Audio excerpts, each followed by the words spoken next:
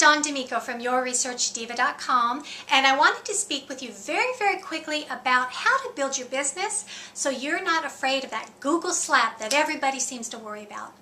You know, I'm a big proponent of building a business that you have as much control over as possible. I mean, that's the reason that we went into business for ourselves to begin with, correct?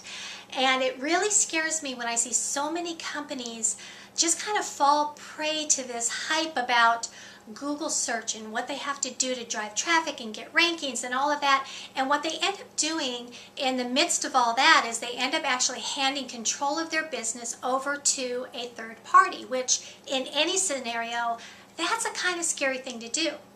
Now, before you think that this is just a Google rant, it's not. I actually do not think that Google is evil. I don't think they're out to get anybody, but I do believe that they are a business, and they are in a business to make money, just like you.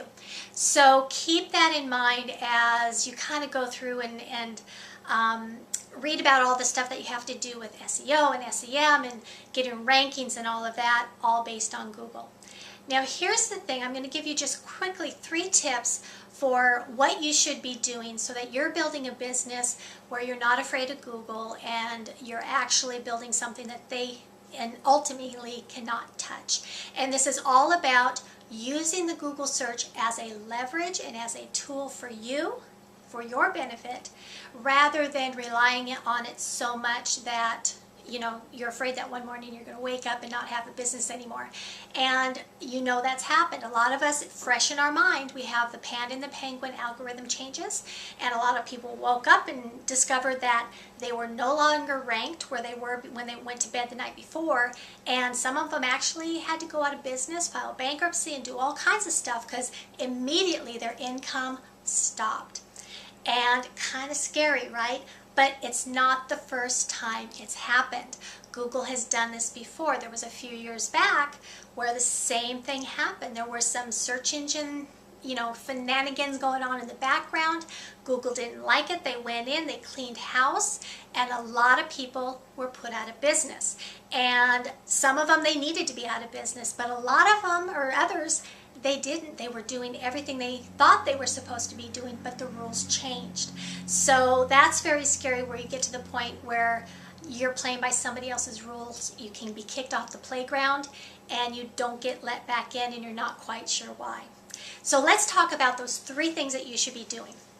Number 1, and I've said this before and you've heard it before, is create amazing content.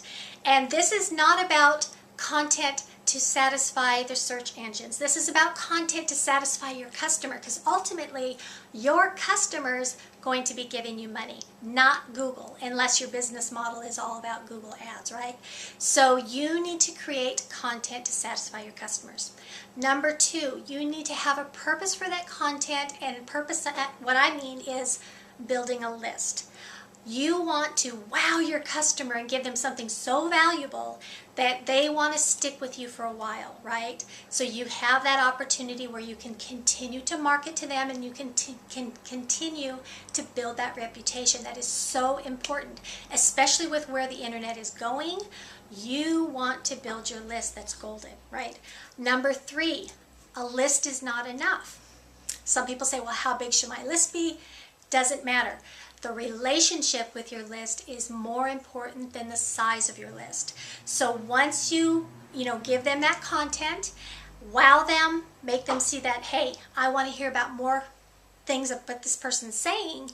You build your list, you have to continue to market to them, and this is through your email campaign. So do not neglect to set up, your Aweber account, your autoresponders, or whatever email system you're using.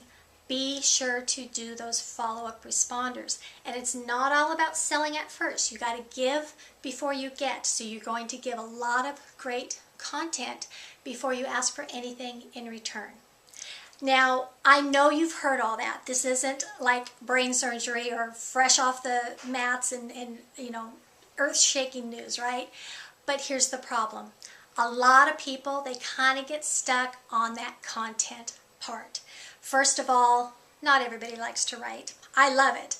Not everybody likes it. And it takes a lot of time. You have to really dig in. You've got to research. You've got to know what's out there already. You have to know what your customers are talking about. You have to know what they want and what they need, which is not always the same thing. So it takes time, and you have to be able to do it consistently. And a lot of people fail miserably in this area. So what I've done is I've put together something for you that will help you with your content. This isn't a push button system. This isn't, a $2 article, shenanigan. I don't play that. You want real quality for your customers. So click on the link below that I've put there for you. It's going to give you a very, very quick presentation. I want to tell you a little bit more about where the internet is going and why quality content is so, so important. And I'm not just saying that because I write. It really is. I've done the research on where everything is going, and if you can position yourself as an expert using great content, you're going to be in good shape. So click the link below. I'll see you in the presentation. Thank you so much for stopping by. Once again, this is Damico from yourresearchdiva.com, and I'll see you on the other side.